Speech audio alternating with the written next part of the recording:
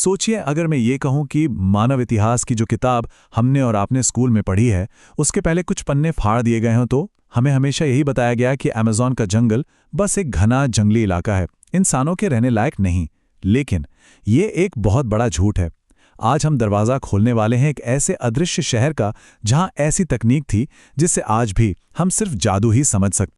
जो इतिहास आपने स्कूल में सीखा है वो एक झूठ है। उसके पहले पन्ने फाड़ दिए गए हैं। हमें क्या सिखाया गया कि महान सभ्यताएं मेसोपोटामिया और मिस्र में शुरू हुई, और अमेज़न के घने जंगलों में वहां तो बस कुछ आदिम जनजातियां रहती थीं। पर सच तो ये है कि असली कहानी, सबसे बड़ी कहानी, जानबूझकर हमसे छुपाई गई है। तो चलिए इस झूठ की पहली परत को हटाते हैं। हमारी ये यात्रा हमें ले जा रही है कोलंबिया के सबसे घने अनछुए जंगलों में। यहाँ हजारों साल पुराने पत्थरों पर एक कानाफूसी छिपी है जो सीधे हिमयुग से हम तक पहुंची है। एक ऐसा राज जो हमारे इतिहास की पूरी कहानी को हमेशा के लिए बदल कर रख देगा। इस जगह का नाम है सेरानिया डे ला लिंडोसा। यहाँ चट्टानों पर 8 मील लंबी, जी हाँ आपने सही सुना, 8 मील लंबी पेंटिंग्स बनी हुई हैं। ये कला का एक ऐसा विशाल कैनवस है जो एक ऐसी कहानी कहता है जिस पर यकीन करना नामुमकिन है।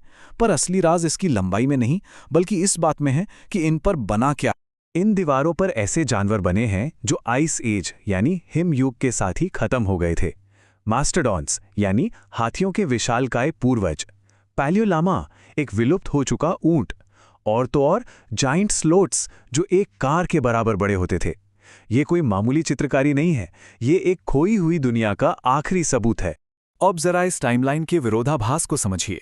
विज्ञान कहता है कि ये जानवर करीब 12,600 साल पहले विलुप्त हो गए, और इतिहास हमें क्या सिखाता है कि पहली ऑफिशियल सभ्यता सुमेर, वो तो बस 6,000 साल पहले आई थी।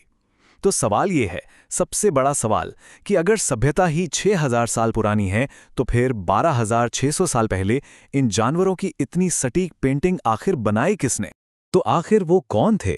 उन रहस्यमयी कलाकारों का सच जानने के लिए हमें इन पत्थरों से नजर हटाकर सीधा आसमान की ओर देखना होगा, क्योंकि जंगल के ठीक ऊपर एक ऐसी आंख है जो पेड़ों के आर पार देख सकती है और उन पेड़ों के नीचे छिपे शहरों का पर्दाफाश कर सकती है।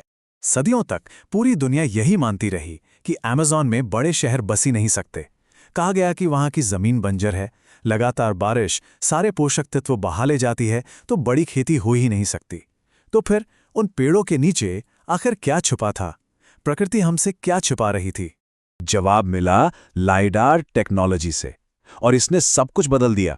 सोचिए, आसमान से लेजर किरणें जंगल को स्कैन करती हैं, फिर एक डिजिटल प्रोसेस से पेड़ों और झाड़ियों की पूरी परत को मानो जादू की तरह हटा दिया जाता है, और जो नीचे दिखा उसने दुनिया भर के इतिहासकारों के होश उड़ा दिए। उन्हें कोई एक दो झोपड़ियां नहीं मिली, उन्हें मिला 30 वर्ग मील में फैला एक विशाल शहरी नेटवर्क। जी हां, 30 वर्ग मील। ये कोई छोटा मोटा गांव नहीं था, ये एक पूरा महानगर था जो सदियों से जंगल के नीचे दबा हुआ था। और ये शहर, ये अविश्वसनीय रूप से संजीन था।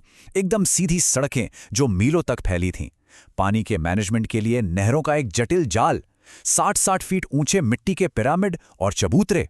रिसर्चर्स का मानना है कि इन शहरों में लाखों लोग रहते थे, उस समय के यूरोप के किसी भी शहर से कहीं ज्यादा।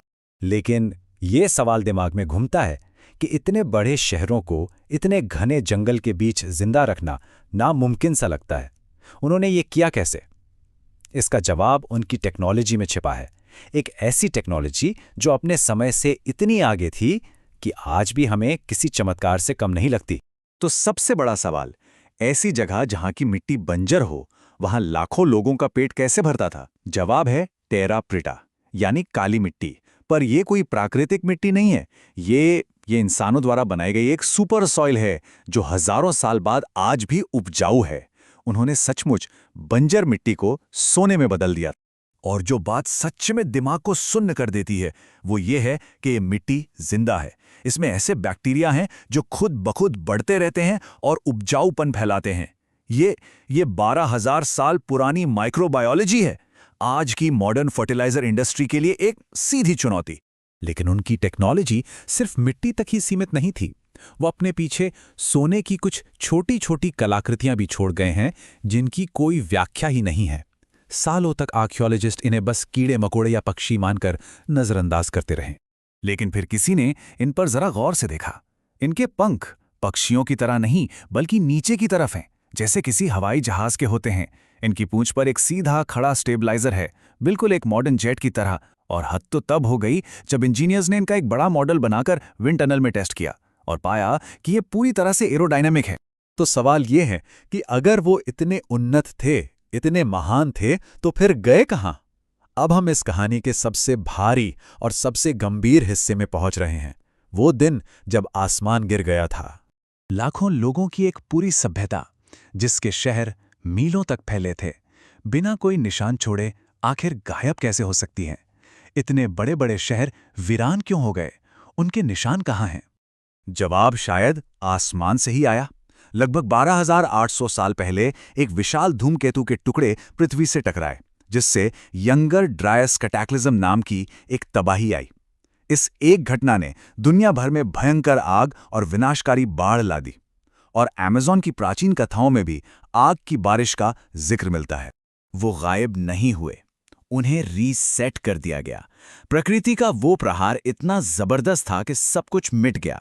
जो कुछ लोग बच गए वो अपनी महानता भूल गए और उनकी अविश्वसनीय कहानी सिर्फ एक मिथक बनकर रह गई। अमेज़न की ये खोज हमें एक बहुत ही डरावनी लेकिन जरूरी बात सिखाती है। सभ्यता कोई सीधी रेखा में आगे नहीं बढ़ती, ये एक चक्र है, एक साइकिल। हम पहले नहीं हैं और शायद हम आखिरी भी नहीं होंगे। आज से 12,000 साल पहले एक और सभ्यता थी जो खुद को अमर समझती थी। आज उनकी सिर्फ कुछ टूटी दीवारें और थोड़ी काली मिट्टी बची है। क्या हमारी सभ्यता अगली है? क्या आज से 10,000 साल बाद हमारे बारे में भी कोई यही कह रहा होगा? अगर इस कहानी ने आपके होश उड़ा दिए हैं तो चुप मत बैठिए, इस सच को दबने मत दीजिए। इस वीडियो को लाइक करें, इसे हर उस इंसान के साथ शेयर करें जिसे आप जानते हैं, और फौरन सब्सक्राइब करें। हमें अभी और भी कई राजों से पर्दा उठाना है, लेकिन उसके लिए हमें आपके सपोर्ट की जरूरत है। तो नीचे कमेंट में बताइए, क्या आपको लगता है कि वे आज भी वहीं कहीं मौजूद हैं?